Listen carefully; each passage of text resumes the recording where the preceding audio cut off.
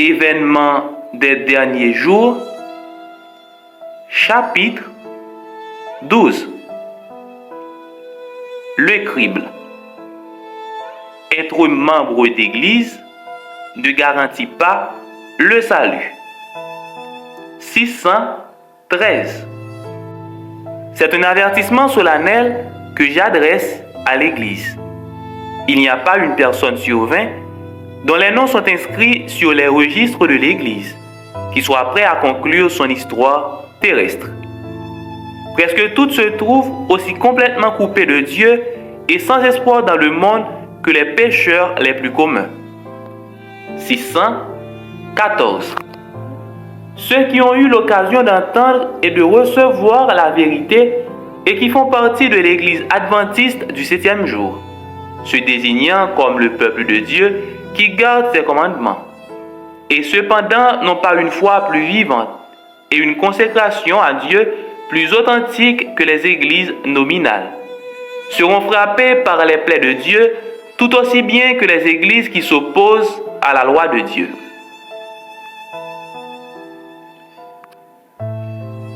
Deuxième partie.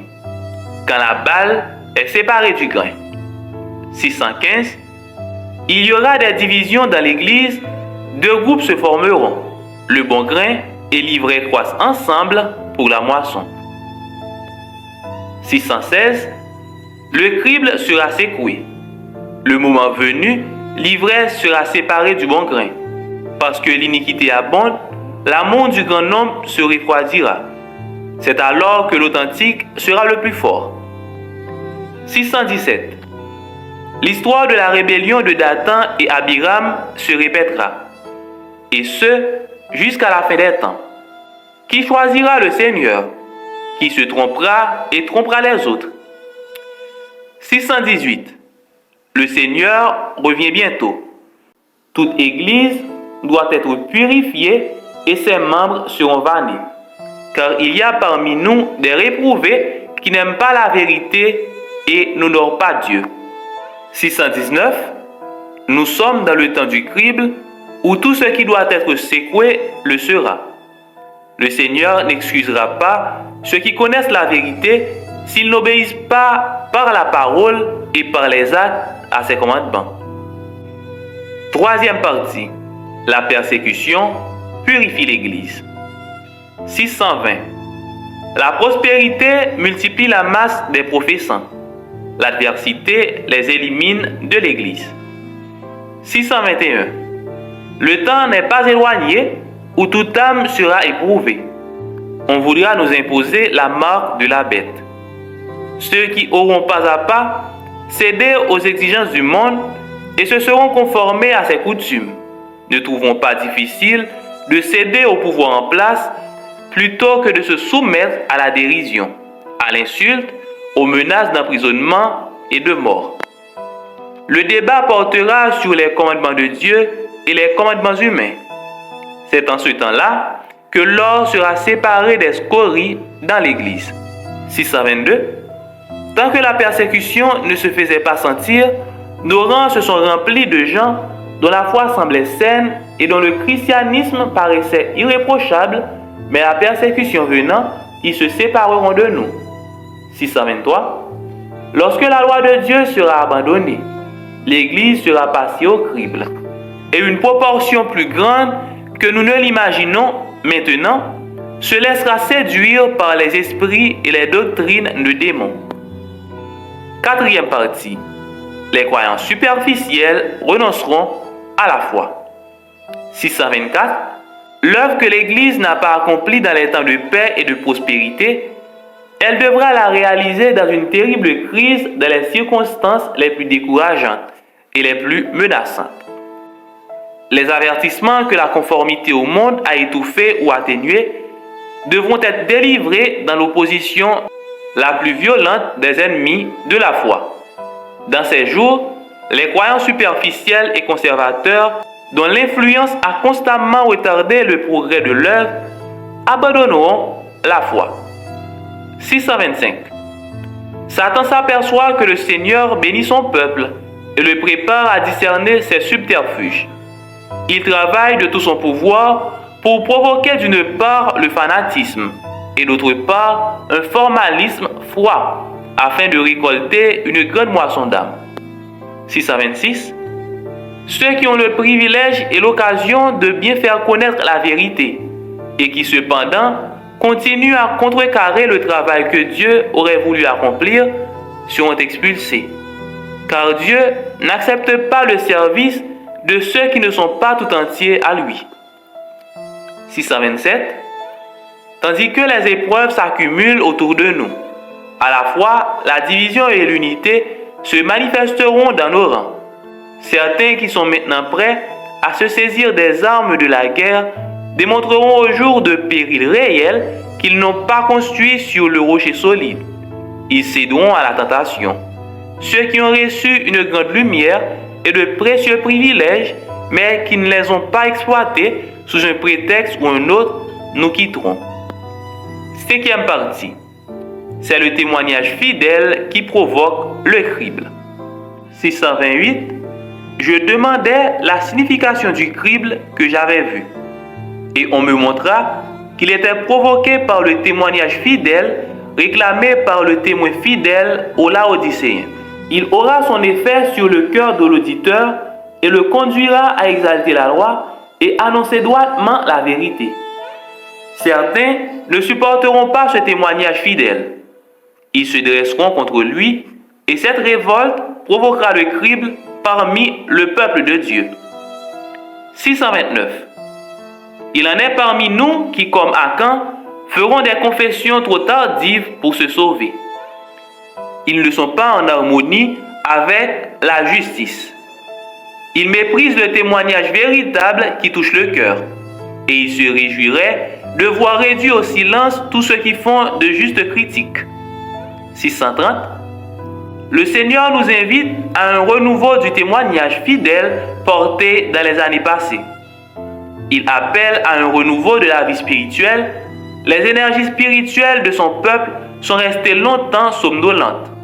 Mais il doit se produire une résurrection qui nous arrache à cette mort apparente. Par la prière et la confession des péchés, nous devons aplanir les chemins du roi des rois. 6e partie. Un esprit de critique injuste cause la perte des âmes. 631. Même de nos jours, il y a et il y aura encore des familles entières qui, ayant une fois embrassé la vérité avec joie, perdront cependant la foi à cause des calomnies et des mensonges qu'ils ont entendus à propos de ceux qu'ils ont aimés et auprès desquels ils avaient trouvé une douce compréhension. Leurs membres ont ouvert leur cœur à la semence de l'ivraie qui a grandi avec le bon grain. C'est fortifié, la bonne semence n'a fait que diminuer. Et la précieuse vérité a perdu son pouvoir sur eux. 7e partie, les fausses doctrines égarent certains. 632. La soi-disant science et la religion seront mises en opposition l'une avec l'autre, parce que des hommes limités ne peuvent comprendre le pouvoir et la grandeur de Dieu. Ces paroles de la Sainte Écriture m'ont été présentées. Il s'élèvera du milieu de vous des hommes qui enseigneront des choses pernicieuses pour entraîner les disciples après eux. Acte 20, verset 30. Cela se produira certainement parmi le peuple de Dieu. 633. Lorsque le crible viendra, par l'introduction de fausses théories, ces lecteurs superficiels qui ne sont solidement ancrés nulle part seront comme le sable mouvant. Ils se laisseront glisser à adopter toutes les positions selon leurs sentiments d'amertume. 634. N'ayant pas reçu l'amour de la vérité, ils se laisseront prendre au subterfuge de l'ennemi. Ils suivront des esprits séducteurs et des doctrines de démons, et ils abandonneront la foi. 635. L'ennemi introduira de fausses théories, comme la doctrine selon laquelle il n'y aurait pas de sanctuaire. C'est l'un des points cruciaux sur lequel se fera la séparation. 8e partie.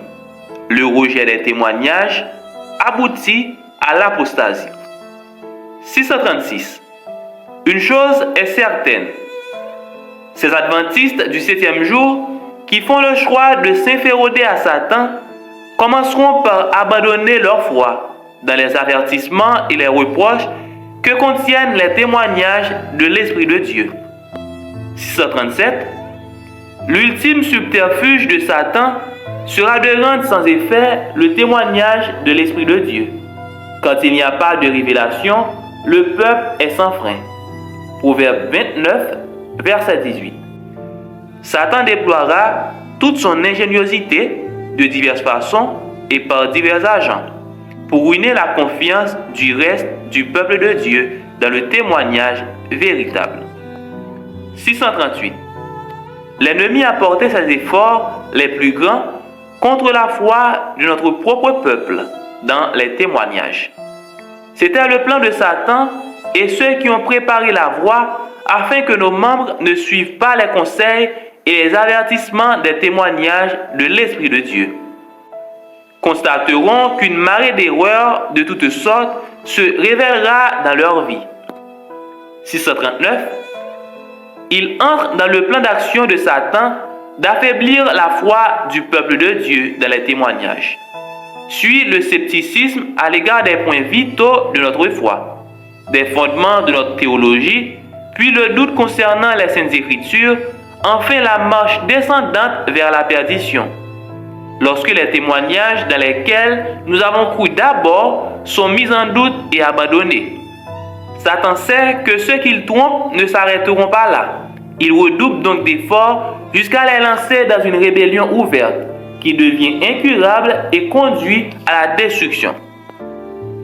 9e partie, les défections parmi les dirigeants de l'Église. 640.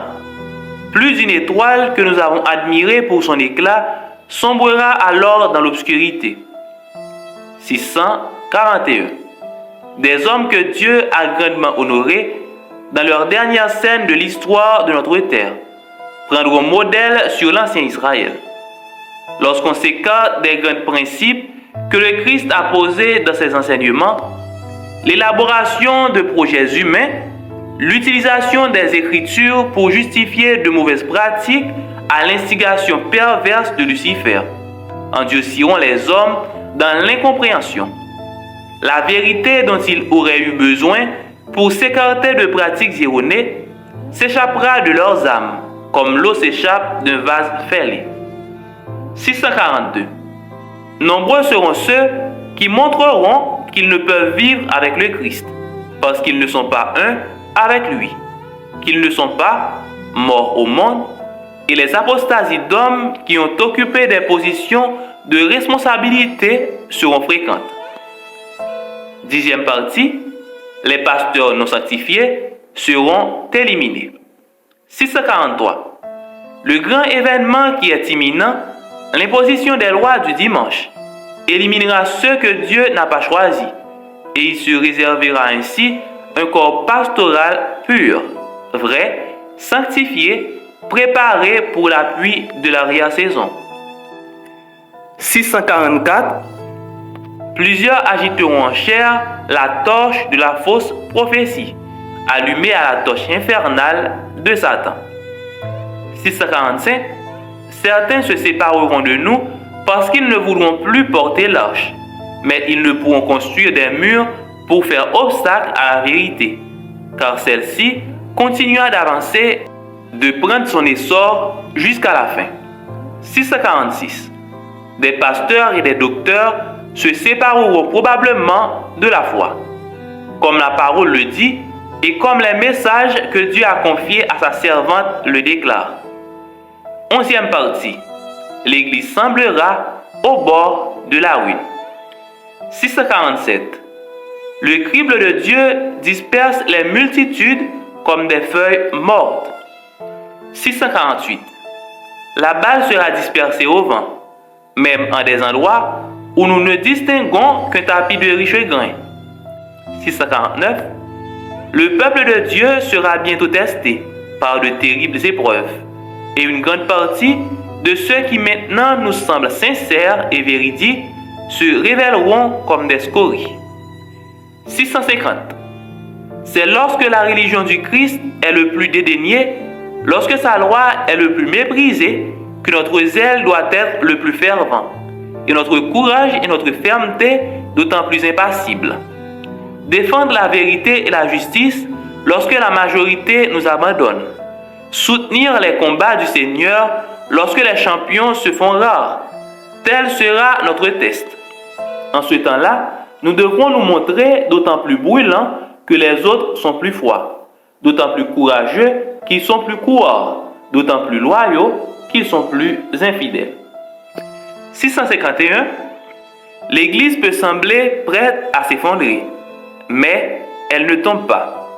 Elle demeure, tandis que les pécheurs en sillon sont vannés et que la balle est séparée du précieux grain. C'est un terrible jugement de Dieu, mais cependant, il doit se produire. 652. Tandis que s'approche la tempête, une grande partie de ceux qui ont professé leur foi dans le message du troisième ange, mais qui n'ont pas été sanctifiés par l'obéissance à la vérité, abandonneront leur position pour rejoindre les rangs de nos adversaires. 12e partie, les fidèles de Dieu seront révélés. 653. Le Seigneur a de fidèles serviteurs qui, dans le temps du crible et du jugement, se révéleront sous leur vrai jour.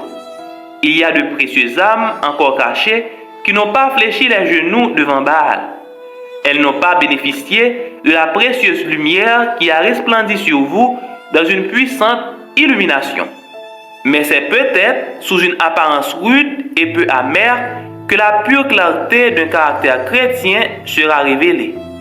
Pendant le jour, nous regardons les cieux et nous ne voyons pas les étoiles. Elles sont là, cependant, fixées sur le firmament, mais l'œil ne saurait les distinguer. C'est dans la nuit que nous pouvons contempler leur pur éclat. 654. Chaque fois que la persécution se manifeste, les témoins prennent des décisions soit pour le Christ, soit contre lui. Ceux qui témoignent de la sympathie pour les hommes injustement condamnés, qui ne se montrent pas amers envers eux, témoignent par là de leur attachement au Christ. 655. Que l'opposition, le fanatisme et l'intolérance s'élèvent, que la persécution s'allume, et les cœurs partagés, les hypocrites vont abandonner la foi, mais le vrai chrétien demeurera ferme comme le roc.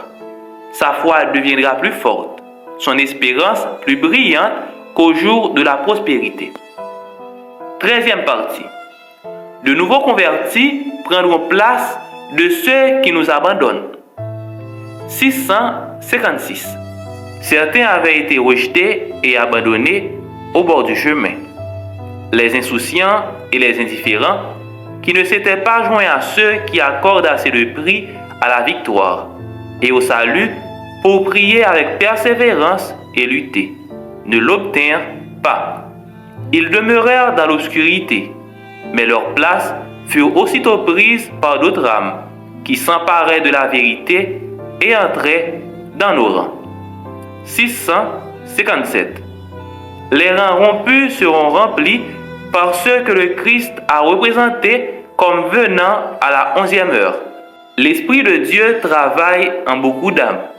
Le temps des jugements destructeurs de Dieu est le temps de grâce pour ceux qui maintenant n'ont pas l'occasion d'apprendre ce qu'est la vérité. Le Seigneur posera sur eux un regard rempli de tendresse. Son cœur miséricordieux est touché.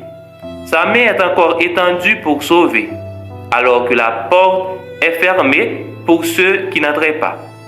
Nombreux seront les élus qui seront acceptés et qui entendront la vérité pour la première fois en ces derniers jours. 658. L'un après l'autre, les étendards étaient abandonnés dans la poussière, tandis que, l'un après l'autre, les bataillons de l'armée du Seigneur se joignaient aux ennemis, et que l'une après l'autre, les tribus de l'ennemi se joignaient au peuple de Dieu qui garde ses commandements. Amen.